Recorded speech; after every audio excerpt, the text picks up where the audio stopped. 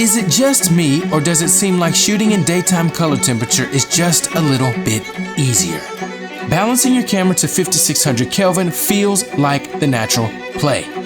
But it's when you try to warm your footage up a bit, that's when things get a little bit murky, at least for me anyway. So let's talk about Kodak 200T, a film stock that was created to help you shoot in warm light and can really help you get those warm looks that make you feel, okay, warm. Let's go. Okay, I should probably go ahead and take these off. They're not prescription anyway. Today we're going to talk about another film stock. I told you guys in a prior video that we were going to go through some of these film stocks to see what they can do, see what they do well, see what they don't do well. And the last one that we did was Kodak 250D.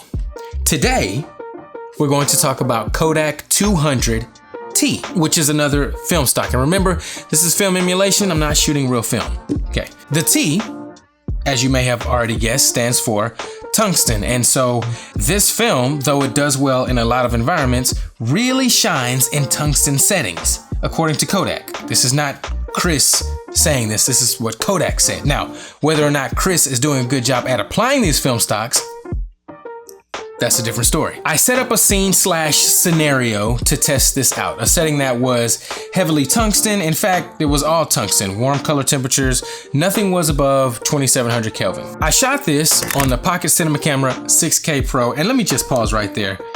For all of the good things that there is to be said about the Sigma FP, and there are a lot of good things to say about this camera. I love the camera.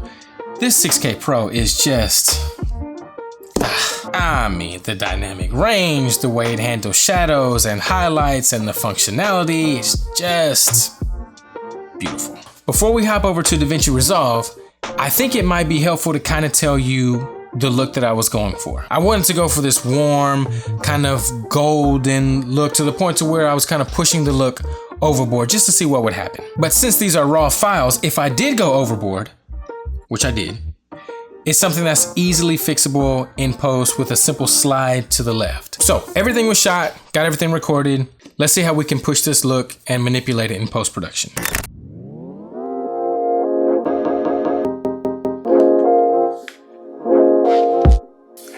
Okay, I said this was gonna be really simple, and it is going to be. So the first thing I'm gonna do is open DaVinci Resolve. We got DaVinci Resolve open here. All right, so the first thing I'm gonna do is set up all of my nodes. I'm going to label them. Dehancer, secondaries. I usually make one for skin too. I come over here and I apply dehancer, and we're going to select our camera. Design, 6K Pro, ISO 400, Gen 5, ISO 4. All right, so there's a look right there. Out of the gate, it's extremely strong. But remember, dehancer comes and it applies this film grain for some reason. So I'll just go down here and change it to what I like, which is 65, ISO 250. So that takes the film grain off just a little bit. So right now the setting is on Kodak Vision 3 250D, which again, we shot in a tungsten setting. So we're gonna change that to Kodak Vision 3 200T. And instantly it looks a lot better. Now, remember, I said I shot this in 5600 color temperature. And so if you look down here, that shows the settings that I shot this clip on. So that's why it looks extremely orange like that, like unusable, right?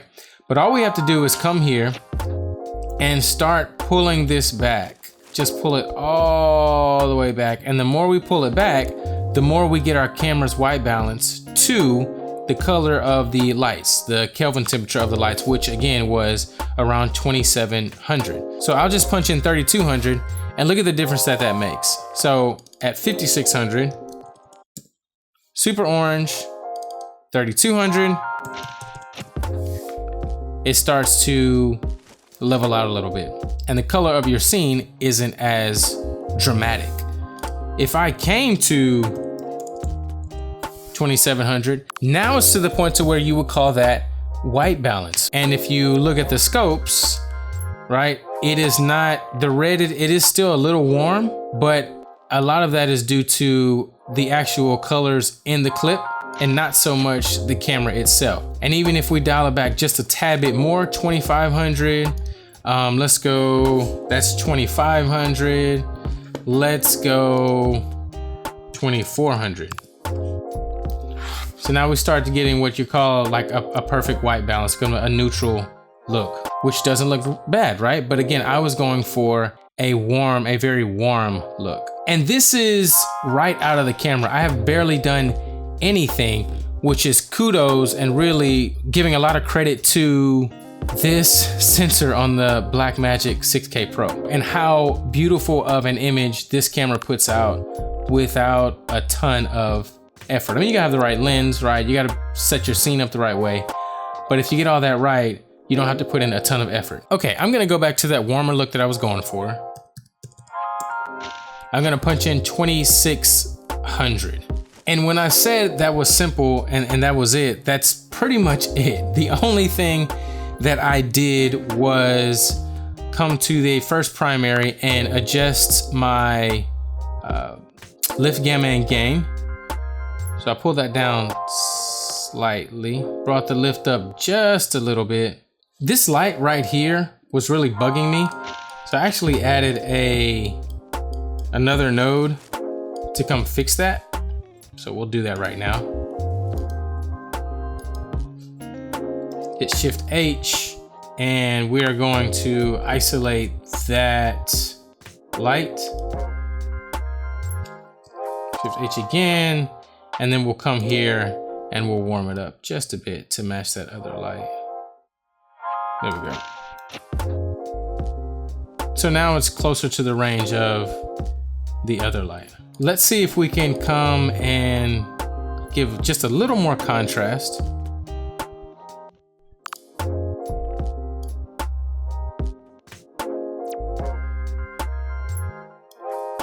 Not too much. Cool. I finessed the look just a little bit more, just doing it here while the screen is recording. I'll be honest, I kind of rushed through that, but this was the look that I saved and kind of went with that. Looking at it now, I probably would bring the brightness up just a little bit. There we go. But at that point, it's just kind of dialing it in to where you want it to be. And remember, all of this is just a few clicks of a button and a few selections within Dehancer. Let's see what happens if I come down to 2400 and do a 10 of 10.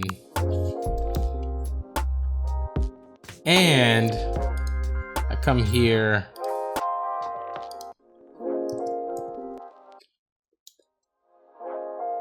Hit the saturation just a little bit.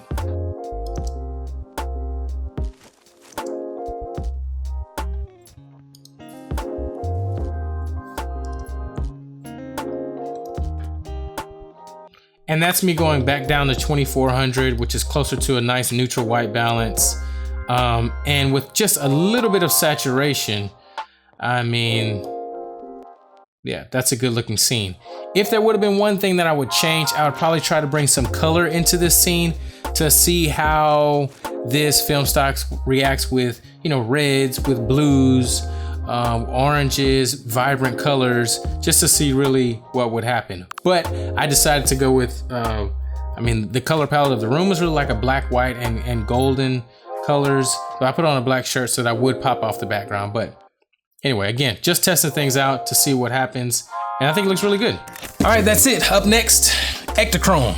Or maybe I'll just stick with these and see how much I can refine my skill with these. So make sure that you stick around for that. Subscribe, be blessed, stay inspired, and always shoot for the difference.